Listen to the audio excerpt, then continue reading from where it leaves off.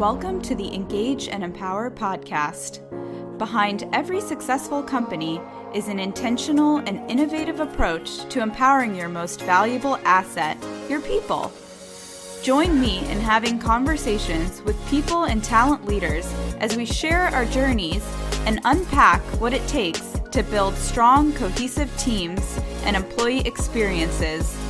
From executives at early-stage startups to innovators at large public companies, we'll capture the compelling stories of the people behind people teams. Hello, and thank you for tuning in to the Engage and Empower podcast. I'm your host, Rasika Rajagopalan, and today I'm really excited to be chatting with the co-founder and CEO of Kona, Sid Pandiya. Sid, you've been working on some cool stuff, and so I'm excited to learn more about you and Kona today. So thanks so much for coming on the show. Thanks for having me. Super excited. Yeah. So to get us started, tell us a little bit about your background and what inspired you to found Kona. Tell us a little bit about Kona's mission. So Kona has been around for about a year and a half now. So we started the company in October 2019. A bit about my background. So I'm Indian. I'm from India. I was born in Dubai, then moved to Hong Kong, then moved to India, then moved to the US, where I studied computer science at UCLA. And having moved around so much, I guess I went to something like 9 or 10 different schools throughout my 13 years of schooling. I was never in one school, one place for too long. And fun fact about that, as a result of moving around so much, I picked up different accents wherever I went. So I lived in Hong Kong for a bit and went to an English school, like a British school. My teachers and everyone were all English. So I picked up an English accent there. And then of course I'm Indian. So technically my natural accent is my Indian one. And then came to the US and picked up an American accent here, which is a cool fun fact. And it's a cool party trick. But I guess the reason I always did that is I'm like super extroverted. I took a personality assessment once and came out like 99th percentile on extroversion. I love meeting new people. I love being socially adaptable. And so emotional intelligence, things like that has always been something that I've always cared about. And so in 2019, when we started the company, we basically kind of noticed that in a remote environment, the whole softer side of things, we had a hypothesis that it would be difficult to manage. And so we said, okay, I was still in college. Myself and my co-founders, Andrew and Kareen, we just said, we think there might be a problem here. We're not sure. Let's try to validate this. And so we talked to 150 remote managers before writing a single line of code or having any idea of what we were going to build. And just asked them, what is the hardest part about your job? What do you find difficult about work? And kind of overwhelmingly heard the same thing again and again, which was in a remote environment, I, as a manager, find the work part really easy. Like it's not hard to assign tasks or anything, but what's really hard is building the relationship. How do I understand what are the communication styles of people on my team? How are they feeling? What's going on in their lives? How do I build a relationship with them? How do I motivate them? And so the whole gamut of the softer side of remote work is something that's not natural to people. Virtual interaction and working virtually with people is not something we're hardwired to be doing, but that's how work is going to be going forward, whether remote or hybrid. And that's really the mission of what we're trying to do, is make work a happier and more connected place for everyone and make emotional intelligence the default.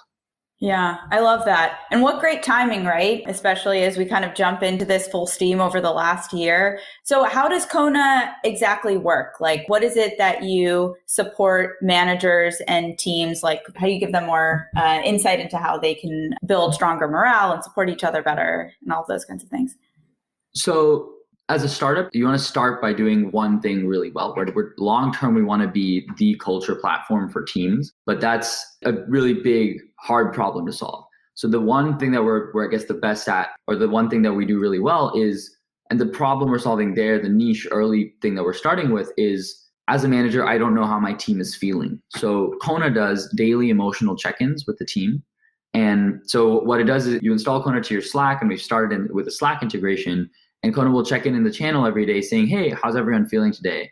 So you put down a color, red, yellow, or green. You put down an emoji, and then you put down a comment saying how you're feeling. So it could be like, hey, I'm green today. I just saw this funny TikTok, and drop a link to the TikTok in the comment. And people might watch it and laugh about it, have a conversation about it. Or something even more serious, like, hey, I'm red today. I'm super frustrated with a bunch of blockers that I have, or I have too many meetings, and I don't have enough time to actually get deep work done. And so people within our early customers are having actually, on one end, having super fun conversations and being able to build a relationship and kind of showing up as themselves at work, which is really fun and important for relationship building. But two, on the other hand, they're having super serious conversations in Kona too sometimes, where people are sharing things about their mental health, their sickness, people in their family, kind of really opening up and building that vulnerability, which is so essential to creating an environment of psychological safety and trust on a team. Yeah, no, totally. One of the things that I really liked about Kona when you first shared the concept with me was this idea that you're able to kind of input when I'm feeling stressed, this is how I like to be supported. When I'm feeling creative, this is how I like to feel supported. When I'm feeling X, this is how I like to feel supported. And I think that that's so helpful because then when you kind of put in, all right, this is where my head's at today, your entire team kind of knows, okay, this is how I can best show up for this person. And it reminded me of an assessment this tool that I've used at past companies called Real Colors, which is the exact same thing. Like not everybody when they're stressed likes to be supported the same way. We tend to usually support other people in the way we like to be supported. And a lot of times that can be really counterproductive. And so I'm curious, like, what have you learned through your product in that realm? Like, did people find they were providing the wrong kind of support to their team members, or did managers find that they were not as in sync as they thought around how the team morale was or how people were feeling, or like, what were some of the insights that came out of this? I think one of the things that was really unexpected is how open and vulnerable people are comfortable being if you create an environment where that vulnerability is welcomed. And so very often we would hear managers that started using Kona saying, hey, I clearly have this problem of I want to get my team to feel more connected. I want to know how they're feeling. I don't know what's going on in their lives, but I don't think they're actually going to tell me the truth. I think they're always going to put down greens. And so the key thing we noticed there is if you want people to be vulnerable, it has to start from the manager. And so the manager has to, in the first few days, put down yellows and reds, share what's not going well in their life, and then people open up. And so what was unexpected is, I guess, like how much, even on the teams where the manager didn't expect people to open up, how much people do that when there's vulnerability coming from the top. And once you break open that barrier, then the floodgates really start opening. And so, yes, to answer your question, very often we'll see managers discover things that they just never would have known without Kona. And they tell us things like, hey, yeah, if this person marked a red today, I thought they were doing totally fine. And I had a conversation with them and they'd just been feeling super burnt out. So I gave them a couple of days off. I said, hey, you need to take some time off. And people are being able to have those conversations because of Kona. And because Kona we hear this all the time, it's a low lift, easy way to open up and have conversations about how you're feeling. And really in a remote team, if you're hiring well, you don't really have to have too many conversations about like checking in on actual work progress. People by and large are going to bring up work things on their own. They'll get the work part done. And it's really the non-work, the kind of like emotional aspect of things where you need to support them, because happier people work better, and people that feel more connected to their team are more likely to A, be more productive, B, be more engaged. And that engagement spreads, and that's like a good kind of contagion within the company. But at the end of the day, those people are more likely to stay longer at a company, because when you feel like you're cared for and you're supported, that's not a team you really ever want to leave. Yeah, 100%. And it makes all of the tougher conversations easier, I think, right? Like when somebody's giving you constructive feedback, you're like, oh, this person cares about me. They care about the things that I value outside of work. Like this is to build me up as a person. This isn't this transactional thing that we're having here. So I think just on all fronts, that's always really helpful. One of the things that I always like to ask, especially just around a lot of these software tools that drive connection between a manager and a direct reporter around a team, is like, what's your advice around finding the balance between using that software and then getting to a place where managers are actually building trust and investing in relationships with their direct, where Kona doesn't have to say that you're feeling red today, but at your one-on-one, your direct report's like, hey, like I'm actually, feeling a little bit overloaded. I don't have a lot of bandwidth. It's kind of stressing me out. And like, have you ever found that people share that stuff on Kona and then one-on-one comes up and they're all like, no, everything's fine. Like, where's the right balance so that people are able to get to that without the actual software? Great question. What I always say is Kona is not the magic wand solution to building connection on the team, but at the end of the day, it is a tool. It's going to help you. And there's tons of things that we do to help promote vulnerability and things like that. And obviously we've been able to show that we're able to get people to open up in ways that other tools that try to do the same check-in can't. And that's one part of it.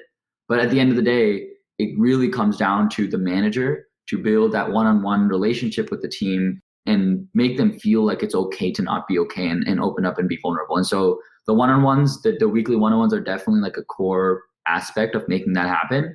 What we hear very often, Kona actually links to your one-on-ones. So you can link your Google Calendar and put down, these are my one-on-ones with people. And so before your one-on-one, Kona will actually message you saying, hey, these are the persons, you're about to have a one-on-one with Sid. And this is the check-ins that Sid just did this week. These are the situations in which he was yellow or red. This is what's going on in his life. And people bring that up all the time in their one-on-one saying, hey, I saw that you were yellow this day. Let's talk more about that. And so it actually saves people time. And what we're hearing very often is the manager doesn't then have to do the awkward initial 10 minutes of small talk to be able to get that person to feel comfortable enough to open up, because they can just immediately say, hey, saw that on Wednesday you marked this in Kona. Let's talk about that first and open up, or share something that they shared in Kona and have a discussion about that. And so Kona is not the solution. It's a way for you to get information about how your team is feeling so that you can do something about it. And so really that doing something about it comes down to the manager. And Kona, we've seen, becomes a lot more engaged with and a lot more useful when the manager is actually acting on some of the information that they're getting within the tool. So if people are checking in saying that they're stressed or frustrated or something's wrong, making sure that they feel supported. And then on the other hand, when they're checking in saying everything is good, making sure that they feel recognized and cared for, and some sort of feedback loop of engagement happening back and forth because of things they shared in Kona. And so it's really just a way to show that you care. And there's many ways to do that. And it's a way to get information and aggregate it and have deeper conversations than what you would have been able to have without it. Yeah. I mean, it's like any other survey tool where sending out the survey itself is not going to solve anything, but it shows employees that this is something that you're invested in supporting them with. And if you kind of supplement that by actually talking live and one-on-ones and things like that, it really drives that concept home.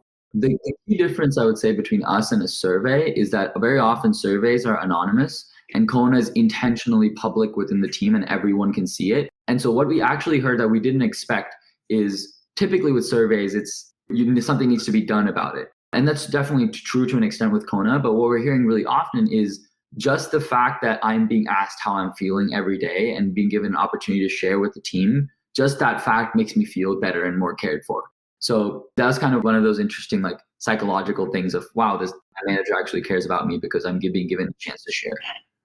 Right. I remember when we were talking about it first too, I thought that was cool because it's actually like a mindfulness exercise every morning. It's valuable for the rest of the team to understand where you're feeling. But if you go in and you're like, I'm feeling stressed today, then you have acknowledged that and you're thinking about that as you show up to every meeting that you have that day. I think that's really important to kind of think about, okay, where am I at today as I kind of jump into a lot of my conversations, because that will definitely show up in some way for some people. And you just want to be mindful of that. So I think that that's super cool. And to your point, it is very integrated. It's not like you have to go out of Slack, your normal forum for communication, to engage in it. So it doesn't feel like it's this removed thing. So lots of kind of talk around return to work and what work is going to look like in the fall. I know when you all started, maybe you were targeting a lot of these fully distributed companies or maybe these hybridized companies, although there were less of them, as I imagine we'll see kind of coming up in the fall. So what do you think this whole return to work is going to look like? What's this transition going to feel like? And how do you think Kona fits into both,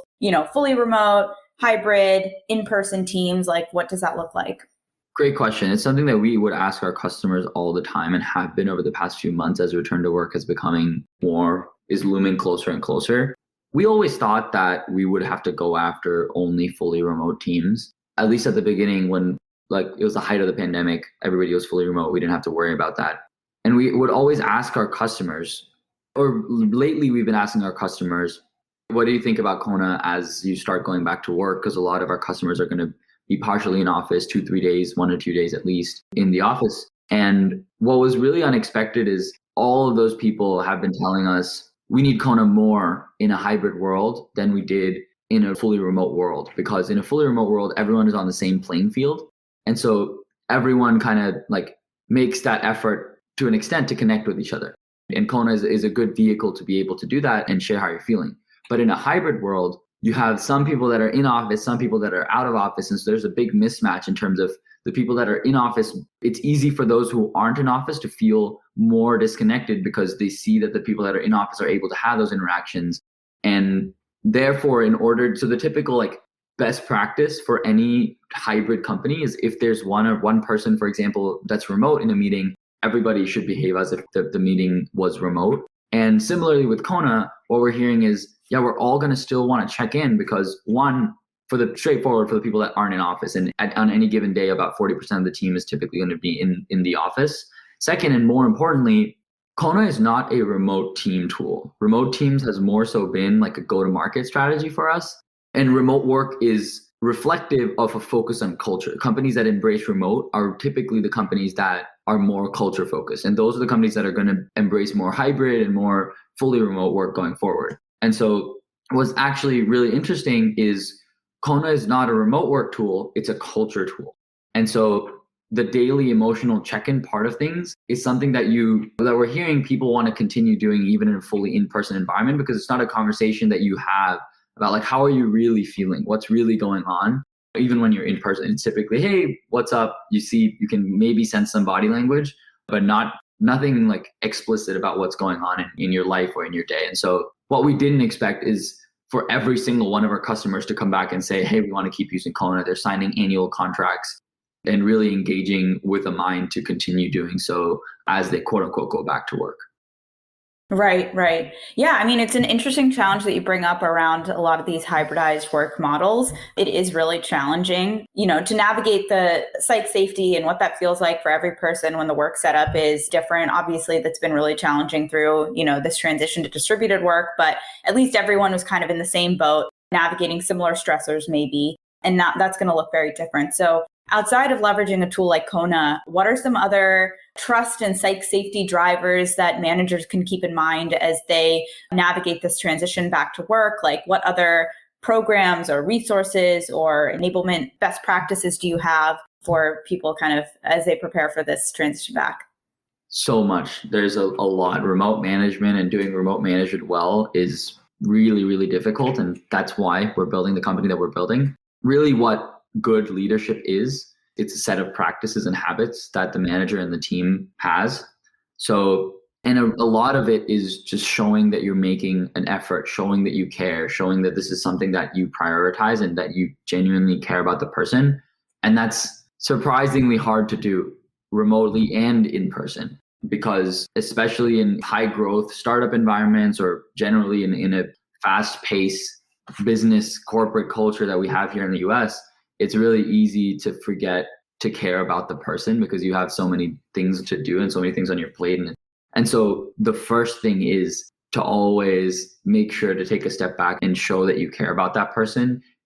Whether it's like 5 minutes doing an actual like live red, yellow, green check-in meetings. We do that all the time where it's like, hey, I'm meeting you after a while. What's going on? How are you feeling? Red, yellow, green. Just quick check-in on like what's going on in that person's life before jumping into work is one practice that's common. Being super, for lack of a better word, religious about the one-on-ones, making sure to do them every week, making sure to actually open up and have serious conversations, because one-on-ones are one of those things where it's a recurring meeting with your direct report, but it can get very tactically focused very easily. It's easy to say, okay, these are the things that I need to do. These are the things I'm going to work on, and have it be in just another work check-in. In a one-on-one, have a unique opportunity where you have set time to actually have those deeper conversations about how are you really feeling. Let's stay on top of stress and burnout levels, all that kind of stuff. And in tech, we have had historically this problem of you work 2 years at a company and you leave. That shouldn't be the case, that you shouldn't want to leave a company after 2 years.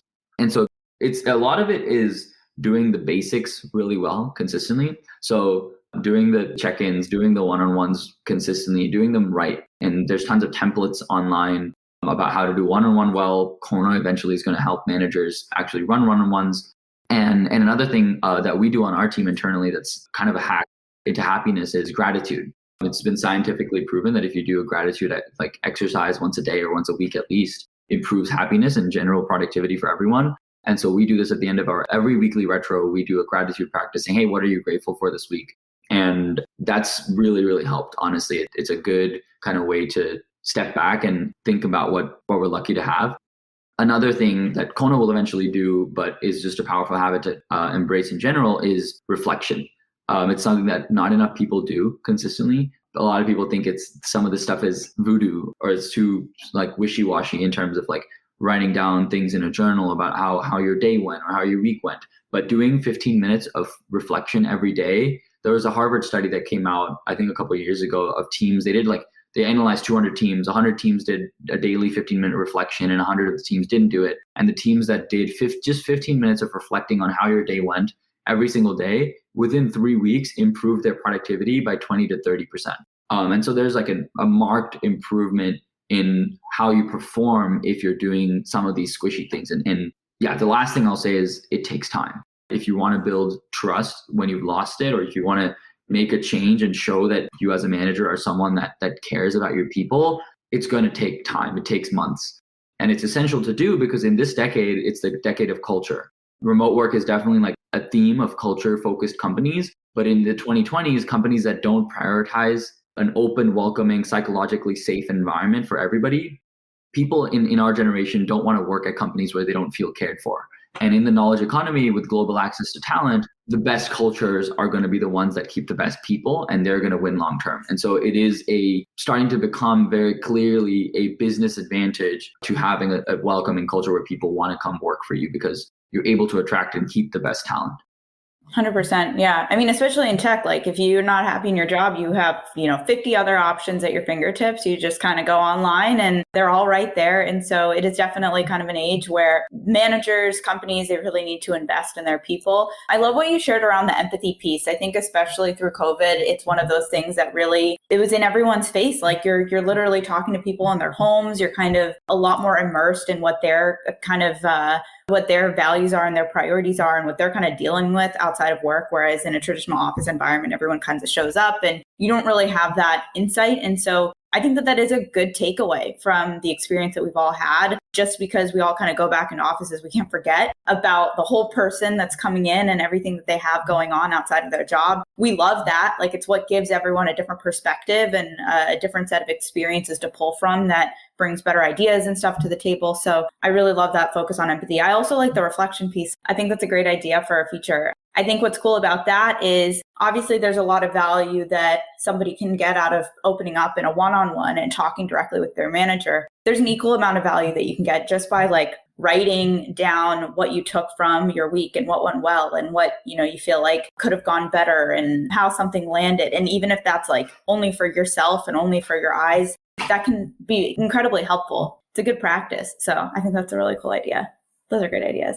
Well, I guess switching gears a little bit, I want to ask a little bit about your entrepreneurship journey. I'm sure starting your own company is no easy task. And so what was that journey like for you? How did you kind of maintain a sense of resilience as you navigated every hurdle along the way? What was particularly challenging or trying? And how did all of that go down? How did you navigate all of that? Yeah, it's a good question. So I've been doing startups since I was probably 15 or 16 years old. I started my first, I wouldn't really call it a startup, but I built my first product in high school. I used to do a ton of like debate and model UN. And this is back in India. And I noticed that there was no real place for people to like compete online virtually. And so all the debates that were happening, you had to like pay a ton of money and go to some other school and do debates. So started an online like debate platform, basically like a peer-to-peer live debate platform where you'd have like moderated competitive debates and you could compete to like go up the rankings. And that kind of took off a little bit in just like the little debate circles in India, which was kind of my first experience of building something that was giving people like a cool virtual experience. And that was really fun. But for some reason, I've always found myself thinking about problems in enterprise. Even that product, I turned it into like a enterprise communications training play where I was training people at companies and how to communicate better through debate and public speaking. In India, effective communication is something that isn't really taught in schools. And so a lot of the technical folks have this problem of they're not able to communicate their ideas effectively. And me having done debates since I was like 8 or 9 years old, and that was something that I really cared about. And so I was weird as like a 15, 16-year-old kid, I was like going and training all these people at companies like PayPal, partnering up with orgs like Toastmasters and like how they can communicate it more effectively through debate, which was really fun and like very imposter syndrome inducing, but helped me kind of like realize like this is something I really care about. Came to the US, turned the debate platform into like a crowdsourced news discussion play because I saw that the political environment here is super polarized and there was a large and growing minority of people that had a certain political view but wanted to hear the other side. And so turned the debate platform into a news discussion platform where you'd see opinions that you didn't agree with. And so that was kind of what we were trying to go after. And we built some technology in terms of like a content ranking algorithm based off of people's like personality and psychology and things like that. And that eventually turned into, we had some we were in UCLA's undergrad accelerator program. We had some managers at a couple companies say, hey, what's this like algorithm thing you're using for personality? Can I try it out for my team at work? And so my mind again went to the work thing, tried building tools like basically workplace psychology based performance management tools, and failed miserably with that. I tried to pivot to like a workplace psychology based new employee onboarding tool, failed as well. This was like sophomore year of college. And so I guess my journey is having made just a ton of mistakes. And I think the key mistake as a young founder, like 17, 18-year-old kid, was I always tried, my idea of entrepreneurship or startups was you are reading about something, you have an idea, you build it, and then you find users for it, which is totally not how you're supposed to do things. We were looking for basically a problem to fit a solution that we'd already built, rather than finding a problem that we cared about and then building a solution to it. And so in October, when we came back to school, we think there's something in the remote workspace. By this time, I started working with Andrew and Kareen, and let's just learn about it. And having that experience of multiple failed products, things that never like achieved any real traction, I think like taught me a lot in terms of how to focus on the right things, how like, yeah, it's really easy to start getting focused on like vanity metrics and trying to get investors and all that kind of stuff, when really all that matters is building a product, solving a problem that people really face and that you care about, and then building a product that they love and actually achieves those goals that they're trying to achieve. So those failures, I think, are what made me really understand that. And yeah, I guess after that, we did things the right way, and here we are.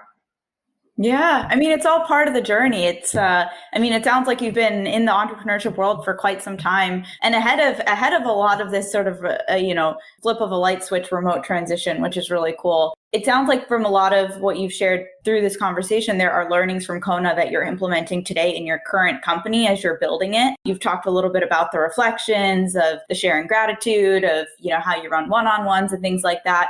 Are there other things that you'd like to share that as you kind of build Kona, as you build this company, you've taken from this tool as, okay, like we're going to use this knowledge as we scale Kona for the years to come? 100%. Tons of little things. A couple of the big ones. One, we dog food our own product. We use Kona internally every day. And as the team starts scaling, we're not yet in our target customer in terms of size. We usually go after much bigger companies. So our customers are companies like Greenhouse, Nextdoor, Asana, Figma, Medium, kind of like the large growth-focused, culture-focused companies. So we're not yet in our own target market, but even at like a 5-person team, starting to scale that team and using Kona has made me realize like how important it is to stay connected with people and stay on top of people's emotional states, because I learn things about my team. Sometimes we can work pretty siloed, and I know I might not have like a super like deep conversation with somebody every day, but I can kind of check in with people through Kona and see what's going on with them. And I think a couple of little things. One, people love just like the kind of serendipitous, like you just checked in with them saying, hey, how are you feeling? What's going on? And have a quick conversation with them. That can go a really long way towards making somebody feel connected. And it's really easy to feel like frustrated and isolated. And when someone just pops into your virtual office room, we use a virtual office tool called Tandem for synchronous work, or even if it's just like a Slack message saying, hey, what's going on? Like, how are you feeling? That can really change someone's mood. So that's one of the things I think I've learned is a lot of management and good leadership is the little things and doing the little things really, really well. I think also hiring wise, hire slow, fire fast, the typical like tropes.